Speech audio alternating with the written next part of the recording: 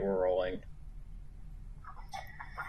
All right, so today Anthony and I are going to be discussing some of the cognitive functions from the perspective of the axes that they share. So I was going to start with the perception axes, meaning extroverted intuition and introverted sensing, because those two are always opposite each other in a function stack. And introverted intuition and extroverted sensing, which are similarly always tied together. And as Anthony and I were discussing previously, it's a lot easier to understand the functions from that dualistic perspective where you talk about the entire axis that two functions share together, because they're always kind of working in tandem. Right. They don't exist independently. Right. No function exists in a vacuum, and so it's hard to explain how they work in a realistic or easily understood way without explaining at least two of them at the same time. So I guess to start with, extroverted intuition and introverted sensing are working in a way where I suppose extroverted intuition is looking at the sort of the metadata of what is happening around you, and it's sort of organizing it into patterns that, I guess from what I've seen, kind of fall into sort of like averages or means, meaning that this is the thing that usually happens, or this is how it tends to go. Yeah. How I don't know how I've kind of conceptualized it is that NE is sort of an awareness of like people say it's an awareness of possibilities, which I think is a misconception, because like people can't really be aware of all possibilities at every single moment, nor are they usually as NE-DOMs, like as we've observed. Like it's not like a possibility awareness, but it is like an awareness of the idea of possibility, I think, in that when they look at, it's like external perception. So when they look at objects, what they're actually recognizing, I think, is the potential that those objects carry, that isn't directly perceivable. And then over time, I think, through, in tandem with their introverted judging process and how they actually assess the possibilities within those objects, they can actually start to develop an like a sort of like a concretized system of maybe stereotypes. Right. I think when all that is collapsed down into introverted sensing, that you basically are left with what amounts to stereotypes. Right. And as you go through your life and experience things and use your extroverted intuition, which I think a lot of the time it really is generating possibilities. Like at least when it's higher up in your stack, you really are, thinking to yourself, well, this is probably going to lead to that, or this might happen, or that might happen, or this is likely to happen. And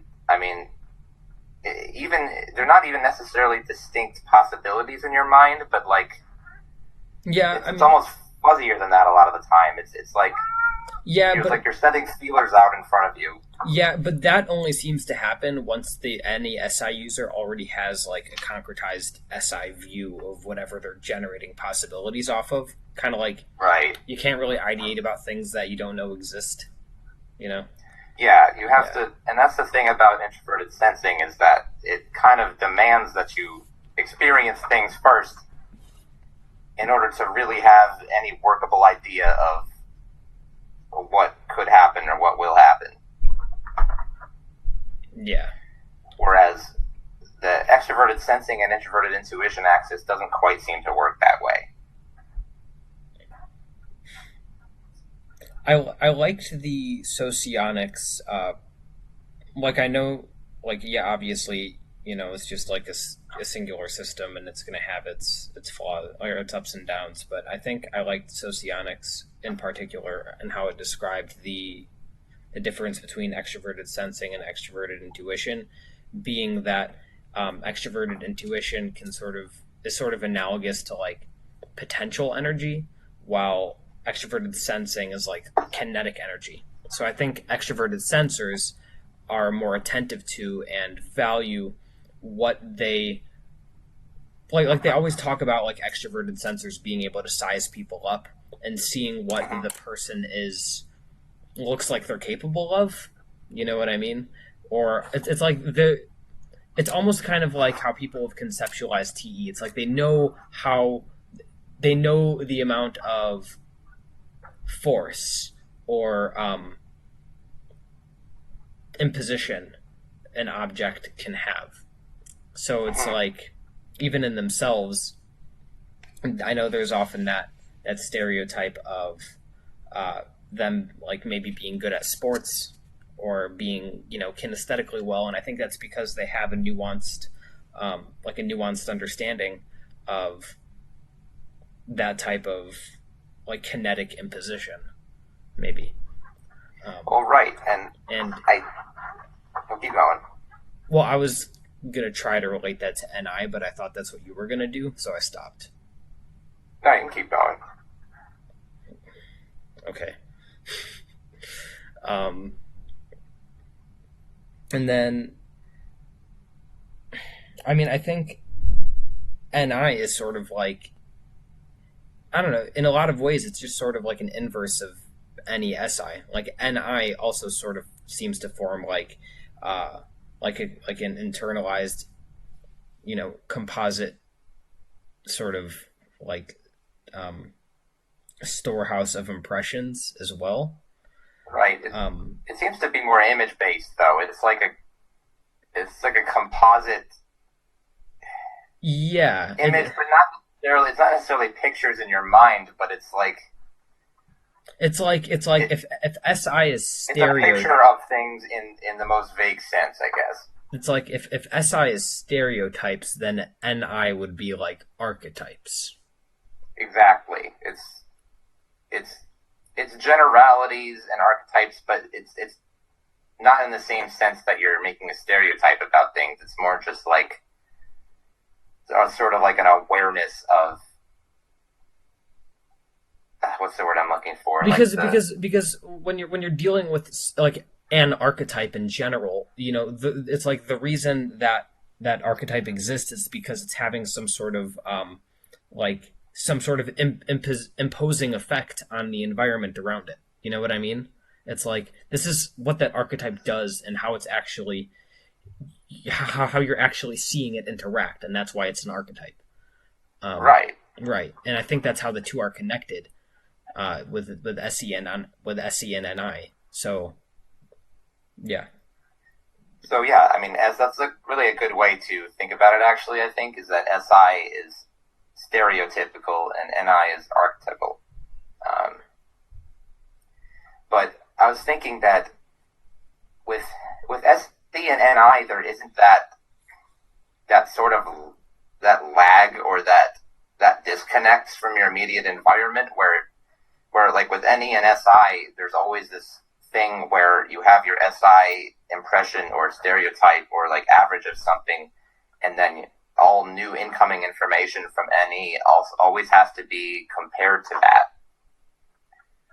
And so you have to see, oh wait, does this match what I already know, or or does what I already assume to happen based on what's happened before?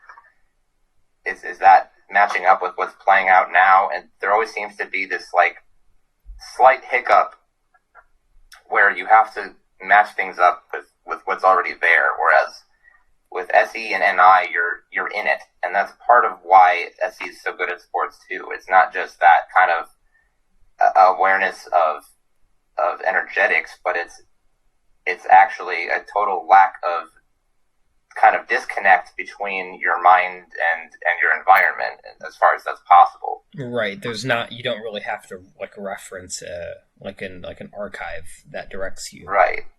Um, It seems much more like. and I think it's useful to keep in mind that and I know people have heard this millions of times on here or on YouTube, but it's like, yeah, you have all 8 functions, and I think what's happening is that because like obviously if you're an SENI user, for example, you do possess SINE, but I think as with those being shadow functions, those are sort of working in the background, providing a like a necessary mm, grounding for your valued functions to actually work on, if that makes any sense. Well, I mean, yeah, you have to basically have something to shore up where the functions that you're primarily using are going to fall short of allowing you to, function in a reasonable capacity. Right. So I guess where like an NESI user is going to be much better in situations where they basically get to, I suppose, in like repetitive situations maybe, where they basically are able to continuously experience the same kinds of things until they're able to kind of nail down this ultimate kind of pattern and are really truly able to basically predict what's going to happen because their SI archive is so accurate and basically rich with what their NE has collected. It seems like SE and NI is much better in situations where they're just thrown into something new and they just have to react. And they're just able to draw like a line of best fit through just a scatter plot of random shit. That's a good way to conceptualize it. Generally get close enough. Yeah, and where it's like SINE users seem to desire a certain sort of like internal refinement. Mm. That's like almost to the point where that is necessary for them, I think, in some cases, to get them to actually start doing things. Yeah, totally. Yeah. I mean, I've noticed a tendency, at least in myself and some other NE and SI users, that they do tend to like mess up a lot more. Like personally, when I do something new, I'll basically make like every possible mistake until I've finally like systematized the process enough to kind of avoid basic errors and just do it basically almost without thinking. It's exactly the same way with me. Like even the idea of making this video with you was like because I didn't feel I didn't feel solid enough in my not my understanding. Like I'm pretty confident in my understanding of the functions, but I didn't feel quite solid enough in my like I guess in like how I can actually externalize that understanding in a way that won't compromise like its sanctity. Well, yeah, I kind of get that. And I've noticed like with both of us like being INTPs, I noticed we were both sitting there where it's like so are you gonna start or am I gonna start, Yeah. or are you gonna say something or am I gonna say something? But then as soon as somebody says something, then your extroverted intuition is able to like grab onto it and then compare it to your SI archive, and then you're able to start generating ideas. Right.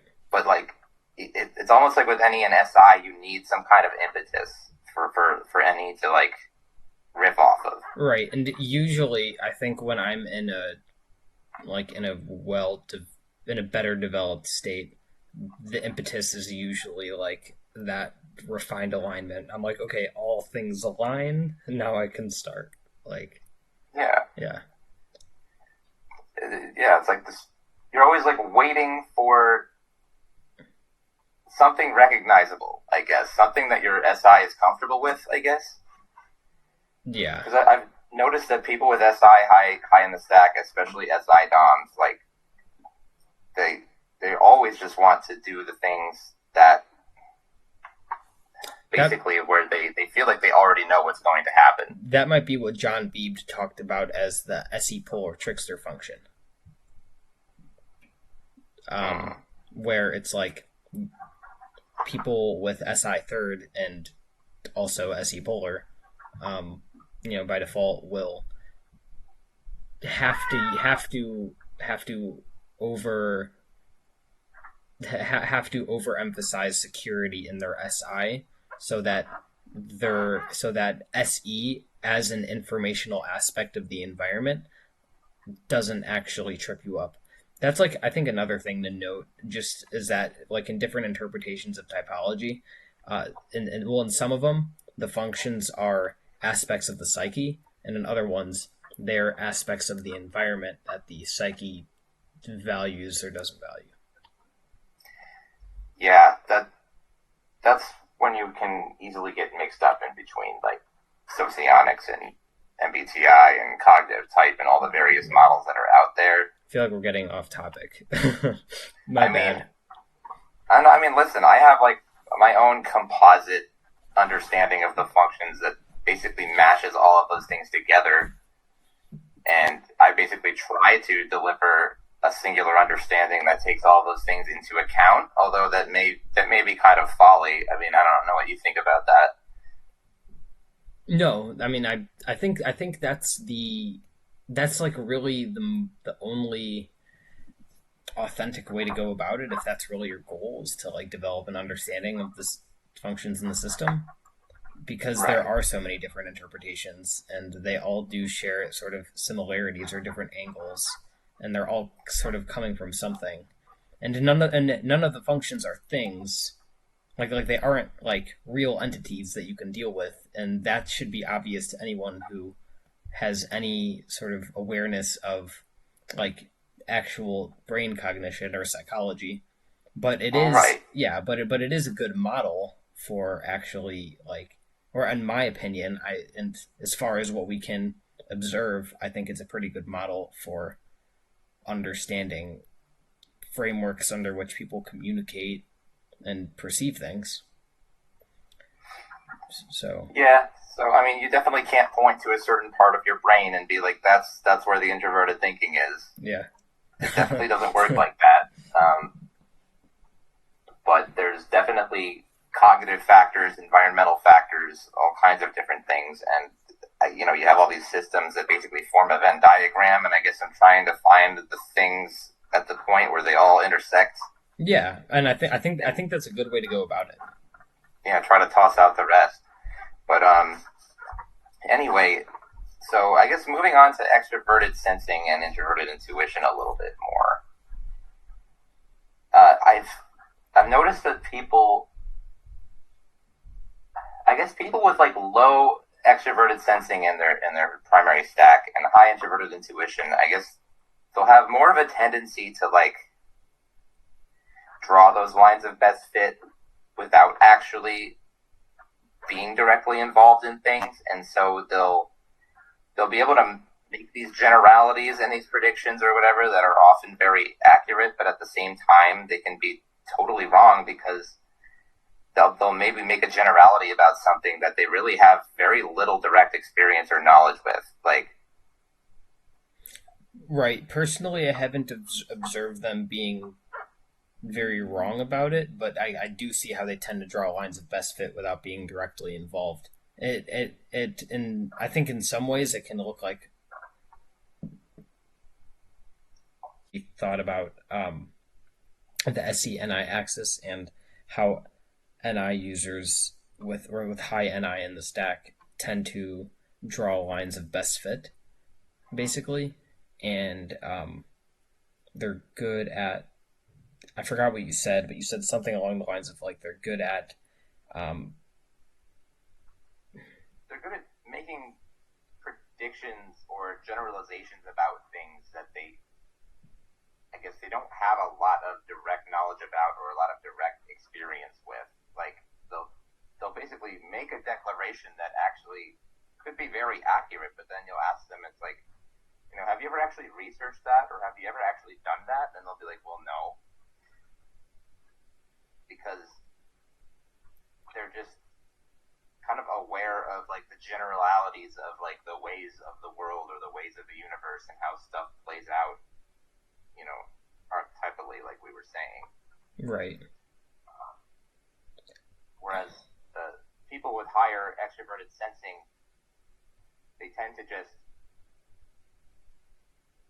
kind of focus on whatever they're doing next, and by continuing to just kind of lust after new experiences and amassing all of these different experiences, it all kind of ends up boiling down into this kind of just picture of how things are.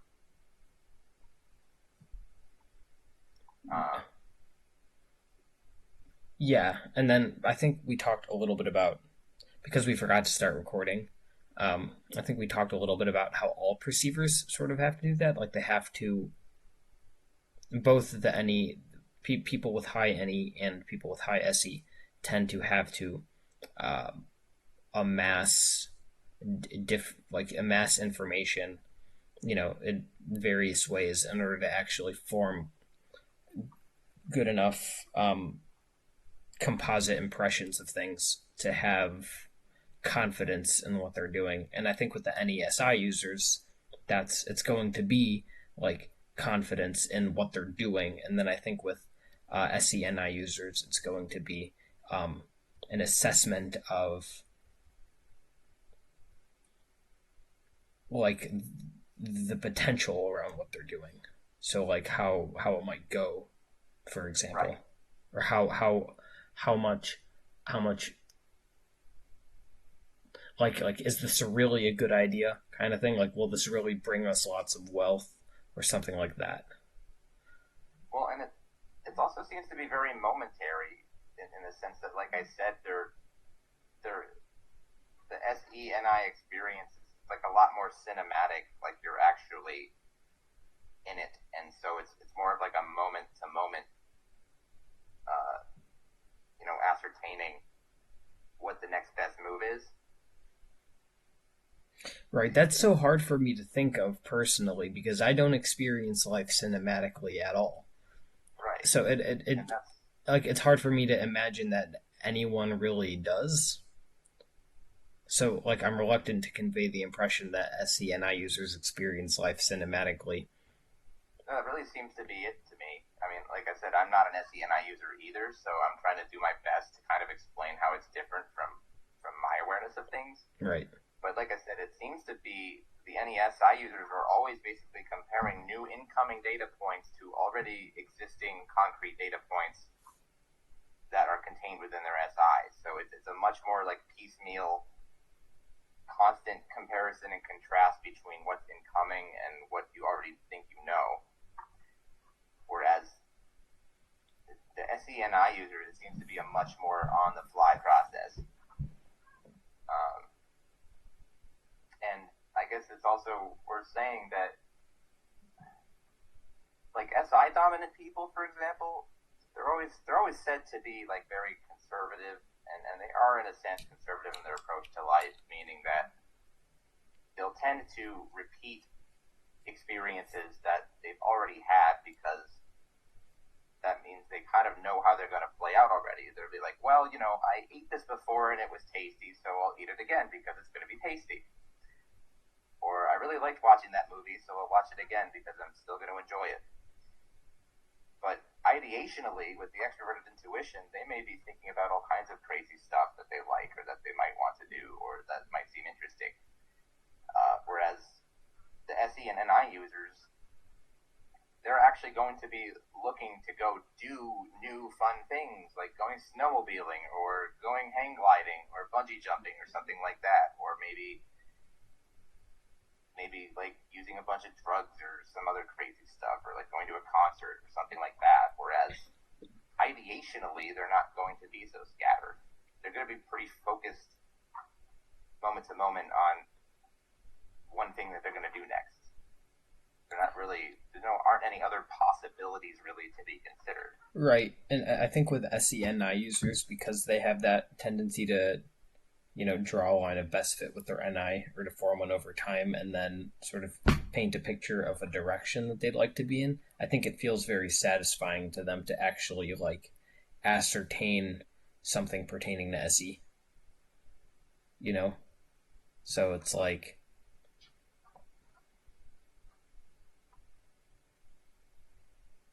which makes them sound like people that constantly have a goal in mind. Well, that they kind of seem to be people that sort of constantly have a goal in mind, and that's why they seem to act with such confidence. Because even if they're not actually confident people, they know what they're doing next, and they know why they're doing it. They know what they want.